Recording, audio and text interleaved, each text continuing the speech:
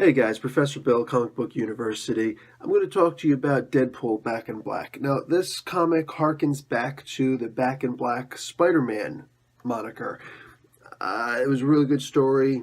I'll do that story one of these days. In the meantime, this is Deadpool Back in Black. We start off with Deadpool doing the old Stan Lee introduction, face front true believers, and all that good stuff, which I miss hearing Stan Lee saying stuff like that.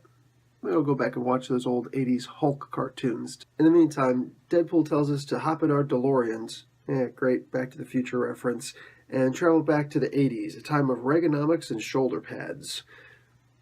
That was humorous. Guys, I'm going to be dragging through this book a little bit, so let me just tell you straight up, the book wasn't as good as I was really hoping it was going to be. I mean, I really wanted to be able to just, put on a Deadpool costume and get all silly and read this because this is an issue #1. I could actually start fresh with this, but it just, Deadpool is one of those characters, he either blows up and or it really just falls flat. And this one led more towards falling flat. Now, I'm going to give my explanation for that in a moment, and let me first finish the story briefly. Alright, so this is basically a kind of a flashback where Deadpool's going to insert himself in the story. You remember Deadpool's Secret War? That was a really good story for the most part. It was surprisingly really good, where you have the original 80s Marvel superheroes Secret War, and Deadpool is inserted in there. And he doesn't really do any major changes, minor changes, but the fact that he's in there and it's some good, funny, interesting read. Here they try to do the same thing with the whole story of how Spider-Man went from having the symbiote suit and then realizing, oh no, it's a symbiote and get it off of me. And so we actually are going to start off with him in the bell tower and the symbiote escaping. And the symbiote escapes and goes and hides in the ventilation system for a while. So instead of it actually going directly to Eddie Brock, who's downstairs and, poor is me, I hate Peter Parker. Instead they got this where there was apparently some interruption in between that, and apparently lasting several days. Either way, it's hiding in the ventilation system. There's a janitor at the church who's helping it out. He's got some old candies that were bought in bulk by his dead wife, Martha. Can we just ban this name from comics for a good year? Anyway, he feeds these hard candies to the symbiote, and that's what's basically helping to keep it alive, and he's being kind to it, and that's something that the Venom symbiote hasn't really experienced. So now a UFO appears, and out of this UFO come Killer Thrill, Guz, and Cold War. These are 3 knuckleheads who come from the Drax comic book, if you've been reading those by chance. CM Punk is writing those. Yeah, there's a reason why it's not on anybody's top 10 list. Well, apparently they're perfect for a Deadpool comic, so they show up and they blow a hole through the side of the church. The symbiote actually jumps on and engulfs, protecting the old man, the janitor, and scurries him off, leaves him in an alley because the guy's actually having a heart attack. He didn't take his meds that morning. He says it's not the symbiote's fault, but, just leave him here. He's going to die anyway. I guess he dies off camera. Maybe he'll come back later. Regardless, the idea is that the symbiote escapes, climbs over a fence, as opposed to going through it. Well, it ends up in this big warehouse where Deadpool and Machine Man are fighting the cult of Kali. More than that, they're apparently the Mecha Hellords. They're a bunch of unnamed jabronis with their ruler, some chick from the 80s called Dancin' Macabre. Yeah, she's old school. You could read about her here. Anyway, her powers are like Spiral from the X-Men, how she's able to do her little dance and she hypnotizes people into doing things. Well, apparently, even though Machine Man is running on MS-DOS, he's still got a sophisticated enough AI that he's able to be hypnotized by these dances, these gyrations. Deadpool, for his part, gouges out his own eyes so that he doesn't get hypnotized. The problem is that now Deadpool has to fight all these guys plus Machine Man.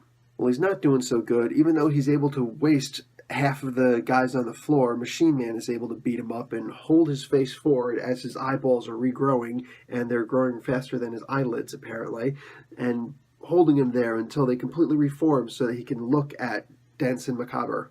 Well, just as he's falling under the spells of the Dancing Queen, The Venom symbiote shows up and attaches itself to Deadpool. It remembers him from back in Battleworld.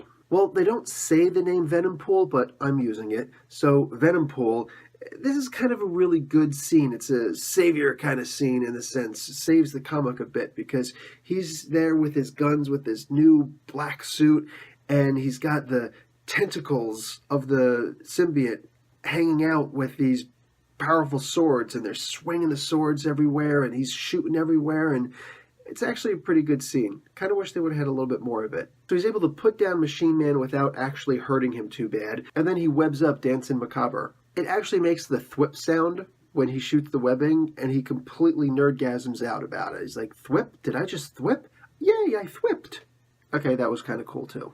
Essentially, he swings off and he's doing his web slinging through the city now, and he's all sorts of happy because now basically he's Deadpool, Venom, Spider-Man thing. Meanwhile, Machine Man wakes up. The little statue of Kali that they were looking for is right there. Deadpool wasn't interested in making a profit off of it. That's pretty interesting, and they comment on that. For next month, they're advertising Venompool with the Power Pack. You remember those guys? Okay, so my opinion of this comic is that it was a bad comic. It was actually a really bad comic that had a couple of cool moments in it. I'm going to be even more specific with you. I fell asleep last night reading this comic. No joke. Sitting down on my couch, fell asleep, woke up sometime later, not quite finished with the comic, and not remembering the last couple of pages I read, put the comic down, went and laid down. I woke up this morning and I finished reading the comic, much to my own chagrin, but, no job too big, no job too small. So rereading it, there are, some, like I said, good scenes in it, but for the most part, this isn't a great book. I'm going to give it another chance next month when issue number 2 comes out. Depending on how that issue works, this is going to be one of those series basically that I'm going to be living month to month on this one.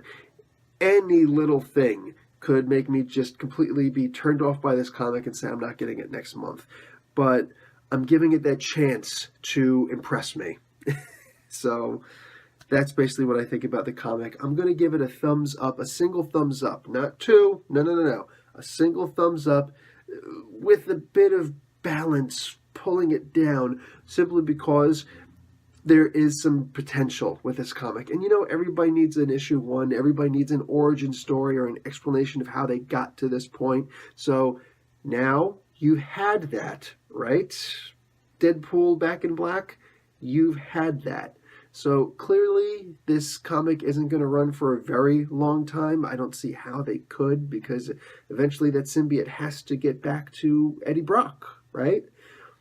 But you got a little bit of time with it, so use it to the best of your ability. Marvel, please, and try to impress me with this, because if you don't, I will not pick up the next number 1 where you try to retcon something and slowly imprint Deadpool into it. So that's my take on the comic, guys. Professor Bill, Comic Book University, class dismissed.